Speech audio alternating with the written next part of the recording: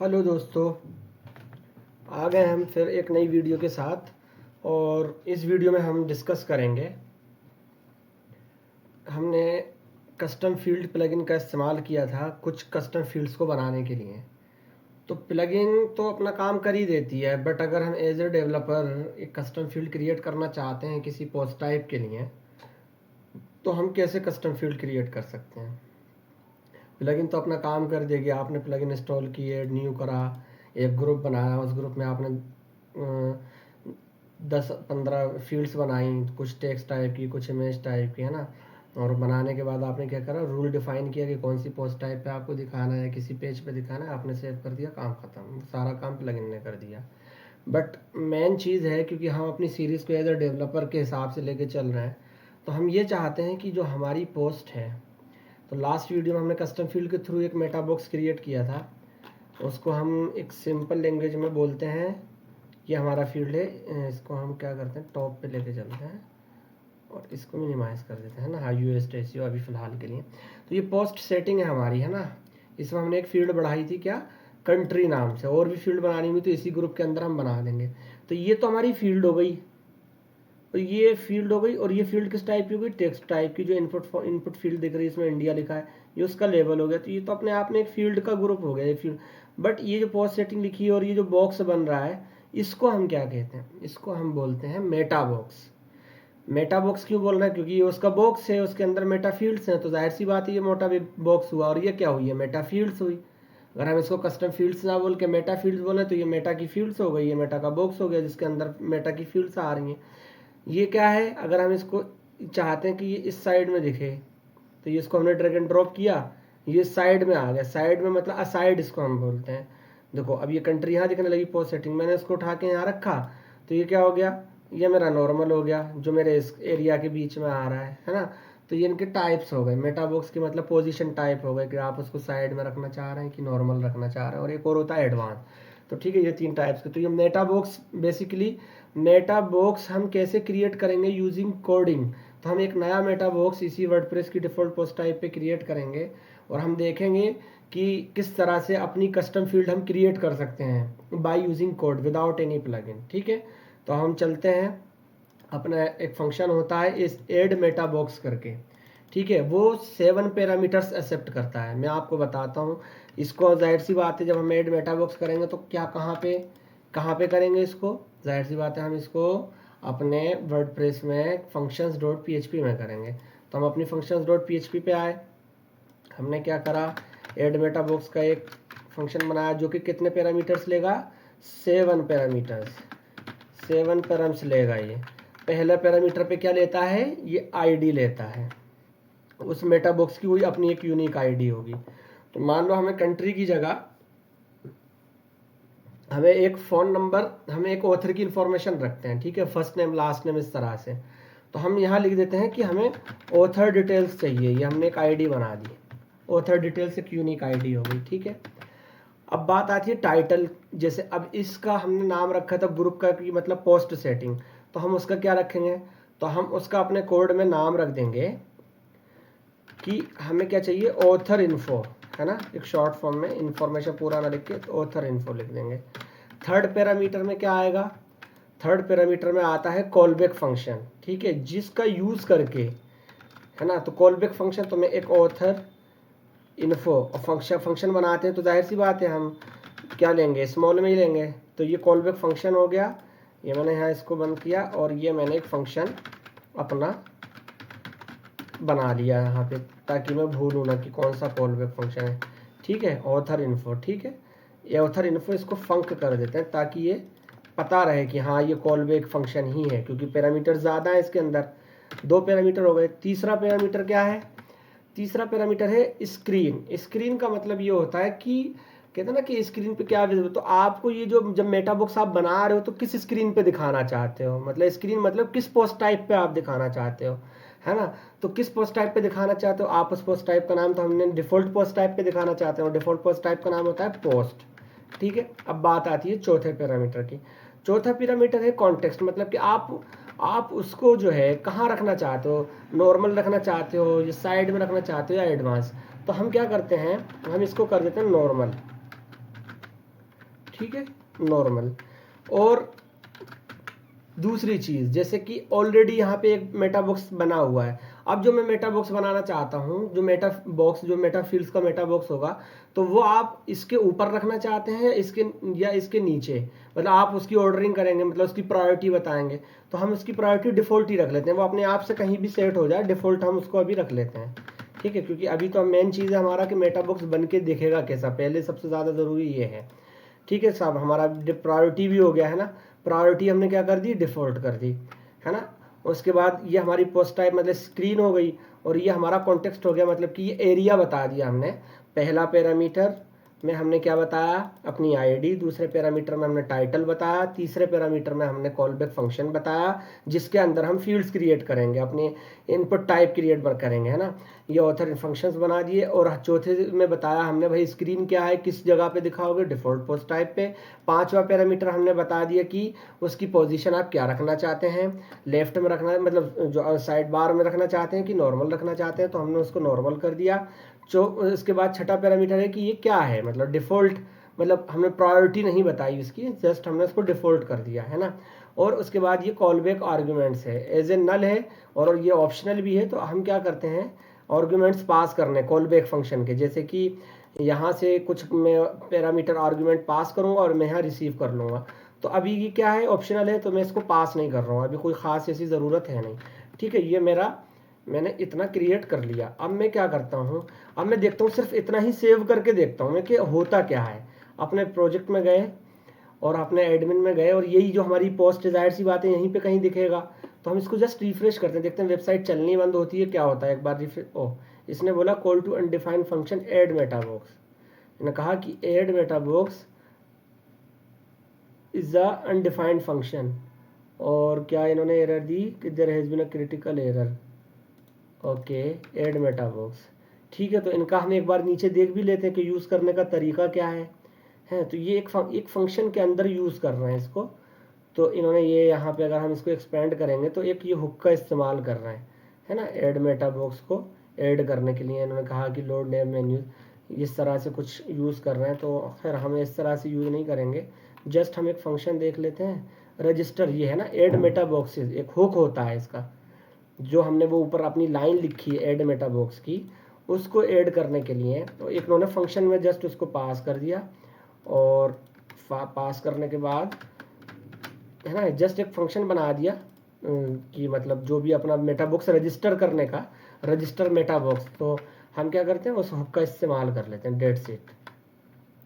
Direct कोई भी हमारा कोई भी हुक बिना किसी एक्शन हो के, फिल्टर हो के तो कॉल हो नहीं सकता।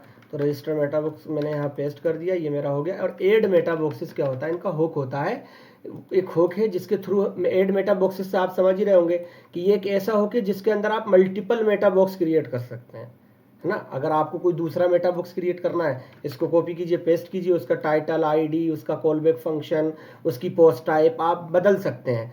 तो इसीलिए इसका इन्होंने नाम क्या दिया है, ऐड मेटा बॉक्सेस, है ना।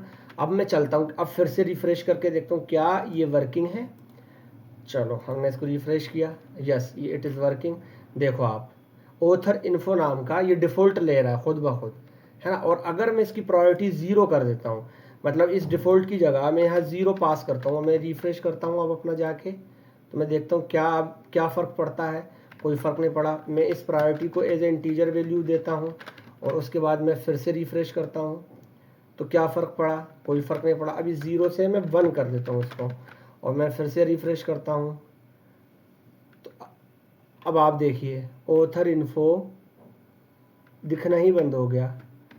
ओके, तो इसका मतलब हमें जो वैल्यू देनी है, अभी फ़िलहाल हम स्ट्रिंग फॉर्मेट में देते हैं डिफ़ॉल्ट। आई थिंक ये स्ट्रिंग वैल्यू लेते होंगे, तो हम इसको टॉप करते हैं, टॉप ट्राई करते हैं, और उसकी बाकी अभी देख लेंगे कि हाँ किस तरह से हम वैल्यू पास कर सकते हैं। नहीं, ये टॉप भी नहीं ले रहा है, इसको हम डिफ़ॉल्ट ही पास करते हैं, और हम देखते हैं कि क्या होता है। अभी ऑथर इन्फो दिख रहा है, हम प्रायोरिटी का देख लेते हैं कि प्रायोरिटी में क्या क्या पैरामीटर पास कर सकते हैं। तो डिफ़ॉल्ट दे रखा है, प्रायोरिटी में रखा है या तो आप हाई, अच्छा टॉप नहीं, हाई यूज़ करें, या कोर यूज़ करें, या डिफ़ॉल्ट करें, या लो करें। तो हम हाई करते हैं, हाई करके देखते हैं कि क्या होता है। हमने सेव किया, हम गए, हमने रिफ्रेश किया, तो ये देखिए ऑथर इन्फो सबसे टॉप पे दिख गया है ना। अब सही है, अब अपने को इसको टॉप पे रखना है, ठीक है। अब ये चीज़ अपनी कंप्लीट हो गई। अब मान लो मुझे एक मेटा बुक्स और ऐड करना है, तो भाई मैंने मेटा बुक से अब हम कॉपी, अब हम क्या है कोड कहीं देखेंगे नहीं, हम जस्ट खुद अब अपने से लिखते हैं, एक कोड लिखते हैं, और ऊपर वाला भी हम क्या करते हैं थोड़ी देर को ना ऐसे जस्ट ऐसे ऐसे एंटर मार दें, बस अभी वो हटेगा नहीं, कंट्रोल जेड कर लेंगे बाद में, है ना।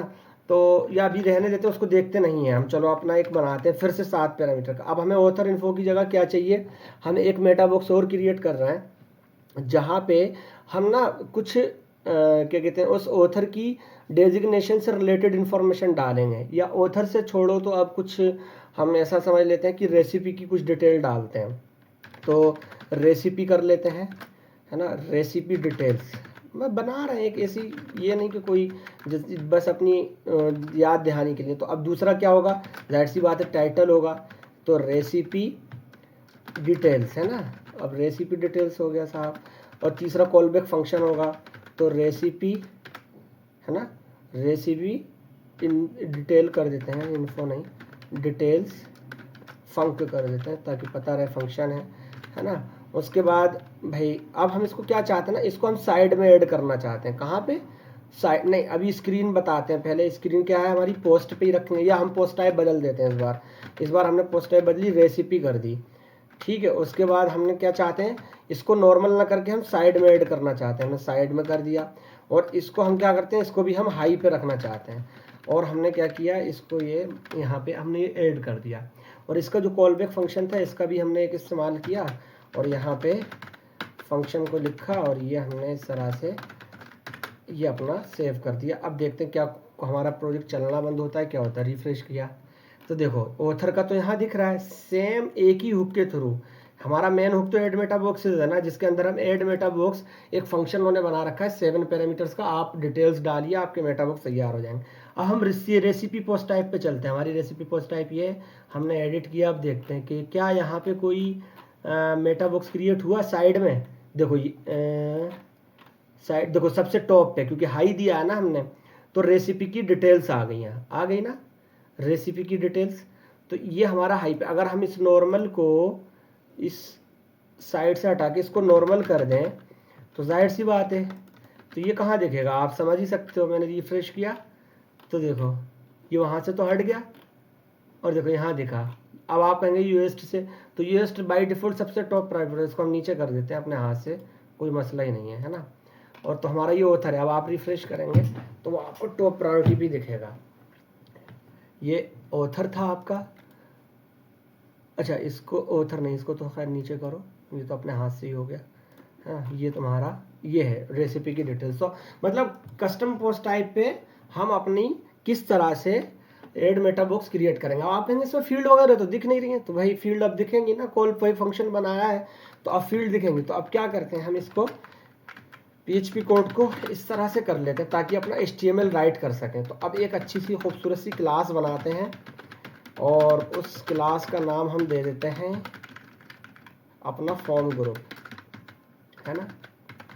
क्या सब प्लगइन खेलते रहते हैं, अपना कोड अपने हाथ से लिखो तो चीज़ें क्लियर होती हैं कि पैरामीटर्स क्या होता है, कॉल बैक फंक्शन क्या होता है ना, सिलेक्ट कैसे पास करते हैं, स्क्रीन का मतलब क्या होता है, कि स्क्रीन का मतलब कि यहाँ पे पोस्ट टाइप है, यहाँ पे एसोसिएट कर रहे हैं हम एक अपने मेटा बॉक्स को किसी न किसी पोस्ट टाइप से, तो एसोसिएट करोगे ना, तो नहीं बताओगे तो वो कैसे समझेगा।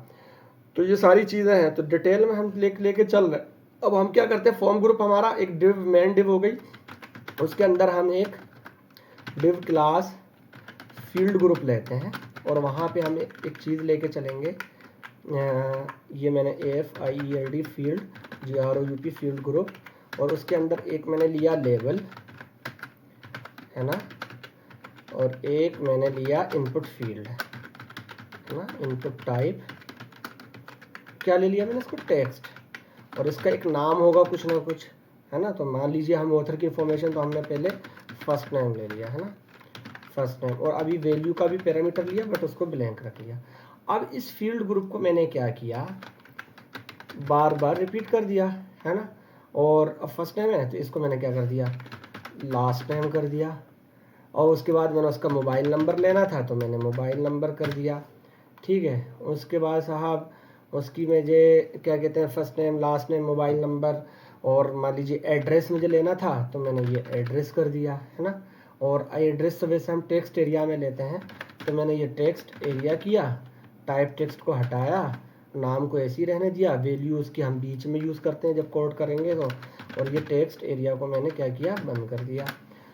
ये मेरा एक फील्ड तैयार हो गई ऑथर इन्फो की। तो अब ये ऑथर इन्फो तो हमारा किससे एसोसिएट है, मेटाबॉक्स पोस्ट से। तो हम पोस्ट पे जाएंगे और यहाँ पे एडिट करेंगे और अब देखेंगे, देखो फील्ड्स आ रही हैं, है ना यहाँ पे, बट लेबल उसके नहीं दिख रहा है, LABEL लेबल हमने डाला ही नहीं तो दिखेगा कहाँ से।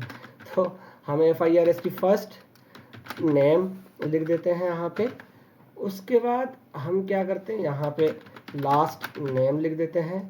उसके बाद यहाँ पे हम फ़ोन नंबर लिख देते हैं, है ना, फ़ोन नंबर लिख देते हैं। और उसके बाद यहाँ पे अपना एड्रेस लिख देते हैं, ठीक है। इससे क्या होगा, आपका लर्निंग कर्व बढ़ेगा अगर आप ये सब चीज़ें इस तरह से सीखेंगे तो। अब आप कहेंगे कि यार कस्टम फील्ड से जो फील्ड बनी होती है वो तो बहुत अच्छी होती है, देखो एक ही बार में सब फॉर्मेटेड और प्रॉपर तरीके से डिज़ाइंड है ना। लेकिन इसमें क्या है कि इसमें सिक्योरिटी ज़्यादा नहीं है। यहाँ पे ये सेटिंग बटन देख रहे हैं ना जो कस्टम फील्ड से बना है, अगर किसी को आपकी वेबसाइट हाथ लग गई, यूज़र नेम पासवर्ड, और वो आया और इसने यहाँ से ये आपको मूव टू ट्रेश किया और डिलीट परमानेंट कर दिया, आपके फील्ड्स गए काम से। बट अगर वो जिसको वर्डप्रेस एडमिन मिल गया, है ना, और अगर आपने वर्डप्रेस एडमिन में सिक्योरिटी लगा रखी है और आपने अपना सारा कोड हार्ड कोडेड किया हुआ है, उसको फाइल एक्सेस कहीं से है नहीं, तो वो यहाँ से सेटिंग का बटन आ ही नहीं रहा, क्या डिलीट कर लेगा, कुछ डिलीट नहीं कर पाएगा, क्योंकि वो आपकी कोर फंक्शनैलिटी इसके थ्रू फील्ड बना है।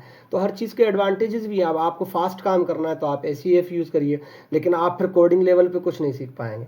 अब हम बात कर रहे हैं कोडिंग लेवल की, तो इसलिए थोड़ा सा एफर्ट्स तो ज़्यादा लगेगा, बट हमारी चीज़ें हमें देखो इसके साथ CSS भी सीखने को मिलेगी।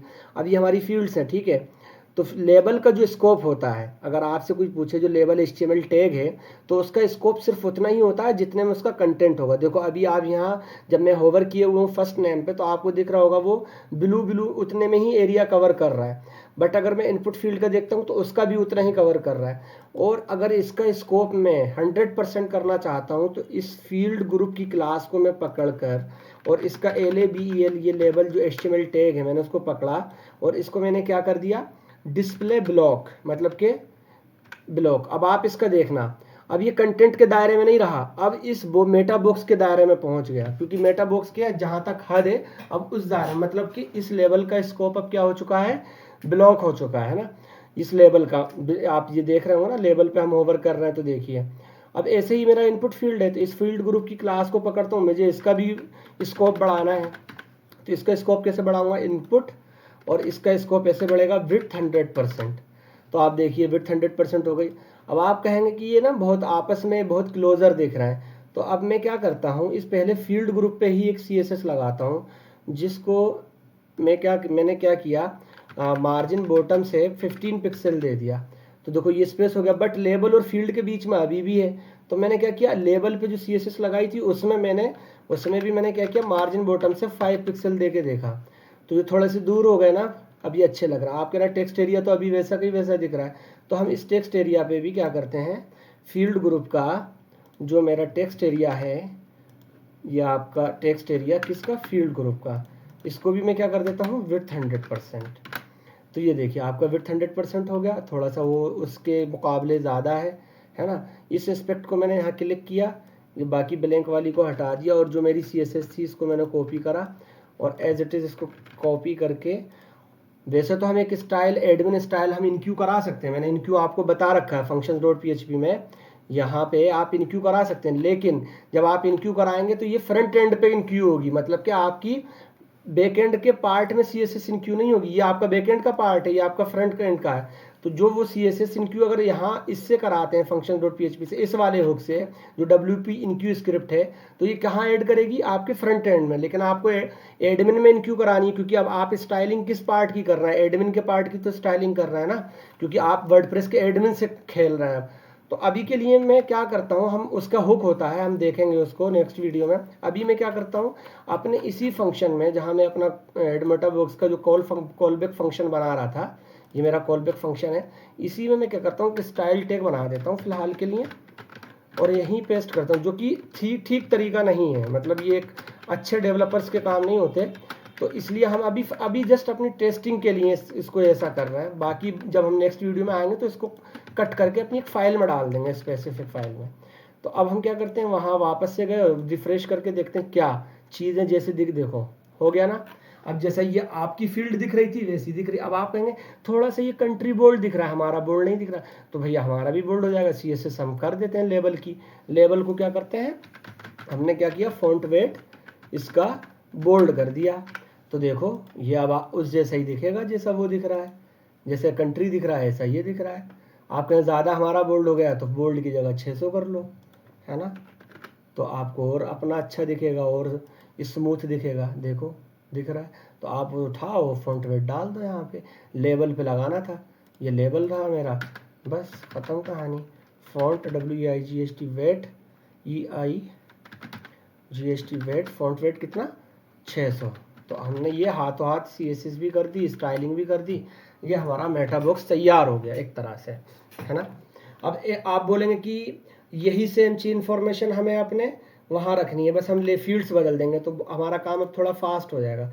यही मैं उठाऊंगा पूरा एज इट इज़, बस मैं फील्ड का नाम और ये वो बदल दूंगा। बाकी मैं इसको क्या करता हूँ, पहले PHP टैग क्लोज करता हूँ और इसको बंद करता हूँ ये, और उसके बाद ये थोड़ा सा वीडियो लंबा हो रहा है बट इसमें चीज़ें ज़्यादा हम सीख रहे हैं ना। तो अब जैसे अब क्या है कि रेसिपी की इन्फॉर्मेशन की बात कर रहे हैं, तो भाई वहाँ तो इंग्रेडिएंट्स होंगे ना, इंग्रेडिएंट्स, स्पेलिंग्स मिस्टेक हो जाए तो माफ़ करना। इंग्रेडिएंट्स तो वो टेक्स्ट एरिया होगा आपका, है, इनपुट तो होगा नहीं, टेक्स्ट एरिया होगा। और इसको भी कॉपी कर लेते हैं और टाइप टेक्स्ट हटा देते हैं, है ना, ये वैल्यू हटा देते हैं और ये टेक्स्ट एरिया यहाँ से कॉपी कर लेते हैं, ठीक है। और बाकी और क्या होगा रेसिपी में, तो मुझे नहीं लगता कुछ और ऐसा होगा। जो कुछ होगा हम अपने टेक्स्ट एरिया में ऐड करा देंगे, ख़त्म कहानी, है ना। लेबल इंग्रेडिएंट्स हो गया, टेक्स्ट एरिया हो ही गया। अब हम जाते हैं अपने रेसिपी की पोस्ट टाइप पे और देखते हैं क्या इट इज़ वर्किंग और नॉट। अब हमने इसको एडिट किया, अब देखो ये देखो इंग्रेडिएंट्स है ना, यहाँ आप ऐड कर लीजिए। आप इसको यहाँ से बढ़ा भी सकते हैं अपना बॉक्स, वो बाय डिफ़ॉल्ट साइज़ है उसका, स्टैंडर्ड जो साइज़ होता है। तो ये आपकी एक फील्ड, आपको मान लीजिए आपकी इंग्रेडिएंट्स किस डेट में ऐड हुए हैं, आपको डेट ऐड करनी है ना, डेट की फील्ड ऐड करनी है, टाइम फील्ड सेव करना है। तो आप थोड़ा सा मतलब स्मार्ट वर्क करना चाह रहे हैं, थोड़ी सी और ज़्यादा इन्फॉर्मेशन रखना चाह रहे हैं उस रेसिपी की, है ना। तो यहाँ पे मान लीजिए कि उस किस यूज़र ने वो इंग्रेडिएंट्स बताए हैं, उस यूज़र का नाम आप रखना चाह रहे हैं, कुछ ऐसी रिक्वायरमेंट है ना। उसके बाद फिर आप चाहते हैं कि टाइम क्या था रेसिपी का ऐड करने का, पहले डेट ले लेते हैं, फिर डेट क्या थी। तो आपने ये क्या किया, इनपुट टाइप डेट ले लिया, है ना, और ये आपने इसका नाम बदल दिया डेट, है ना, और ये आपने वैल्यू अभी ऐसी रहने दी। फिर इसके बाद इसको फिर से आपने कॉपी कर लिया और ये आपने क्या किया, यहाँ पे डेट की जगह टाइम कर लिया, है ना। टाइम होता है कि नहीं मुझे नहीं पता, देख के मैं बता दूँगा। अब ये हम इसको टेक्स्ट रख लेते हैं, है ना। उसके बाद हम इसको सेव करते हैं और मैंने इसको रिफ़्रेश किया तो देखो डेट हमारा ये क्रिएट हो गई, कैलेंडर, एक डेट का कैलेंडर बन के तैयार हो गया। आपको जो भी सिलेक्ट करना है, यूज़र का नाम जो डालना है वो, इंग्रेडिएंट्स आप डाल ही दोगे। टाइम एक बार ट्राई कर ही लेते हैं कि टाइम भी कुछ होता है या नहीं होता, एक बार देखते हैं क्या जाता है, देख चेक करने में। रिफ़्रेश किया, हाँ तो देखो टाइम भी आ गया इसमें कि भाई इतने बजे इतने सेकंड पे इतने घंटे पे PM AM जो भी है ना। और ये आपकी इन्फॉर्मेशन सेव हो जाएगी डेटाबेस में जब आप अपनी पब्लिश पोस्ट करें। बट अभी हमने सेव का तो कोड ही नहीं लिखा, अभी तो हमने मेटा बॉक्स तैयार किया है। और मेटा बॉक्स तैयार करना कितना इजी है, बहुत इजी है, बहुत ज़्यादा इजी। आपको कुछ नहीं करना है, एक फ़ंक्शन क्रिएट करना है। पहले आप एक फ़ंक्शन क्रिएट करेंगे हैं, तो अब आप कल को मान लीजिए आपकी कस्टम फील्ड की प्लगइन अवेलेबल ही नहीं, पेड हो गई प्लगइन, है ना, फ्री प्लगइन भी उन्होंने पेड प्लगइन कर दी, आप इतना बजट है ही नहीं, तो आप हैं डेवलपर, मसला ही नहीं, कर दो, हमको क्या, हम तो सारी चीज़ अपने हाथ से क्रिएट कर लेंगे A to Z। तो अब हमने एक फंक्शन बना लिया, हमें एक मेटा बॉक्स बनाना था कहाँ पे, डिफ़ॉल्ट पोस्ट टाइप पे। एक मेटा बॉक्स बनाना था हमें कस्टम पोस्ट टाइप पे, जो हमारी रेसिपी थी हमने उसे रेसिपी पे असाइन कर दिया, उसको हमने डिफ़ॉल्ट पोस्ट पे असाइन कर दिया। उनके कॉल बैक फंक्शन थे, उनके कॉल बैक फंक्शन के थ्रू हमने स्टाइलिंग करके इनपुट फील्ड क्रिएट कर लिए और हमारा थोड़ा सा HTML भी तैयार हो गया कि हाँ भाई कैसे HTML राइट करते हैं स्टैंडर्ड, वो भी पता चल गया। रेसिपी में भी हमने वही कर लिया, हाँ उसके रिक्वायरमेंट के हिसाब से चीज़ें बदल दी, ये हो गया। अब बात आती है कि इसको सेव कैसे करना है। तो सेव करना मैं आपको नेक्स्ट वीडियो में बताऊँगा, और क्योंकि वीडियो ज़्यादा लंबी हो जाएगी तो मैं मिलता हूँ नेक्स्ट वीडियो में, और सेव पोस्ट देखेंगे कि डेटाबेस में अभी क्या है। देखो अभी मैं अगर आपको दिखाता हूँ, यहाँ मैंने यूज़र नेम लिखा ऐसे, और मैंने इसको अपडेट किया, तो देखना ये ब्लैंक हो जाएगा, हो गया ना ब्लैंक, क्योंकि ये सेव ही नहीं हुआ। तो सेव का फंक्शन हम बताएंगे कैसे करना। अभी आप सिर्फ इस पे ध्यान दीजिए, और वीडियो को लाइक कीजिए, सब्सक्राइब कीजिए ज़्यादा से ज़्यादा। मैं आपके लिए लेके आता हूँ फिर सेव डेटा कैसे करते हैं नेक्स्ट वीडियो में, ठीक है। ओके, मिलते हैं, बाय।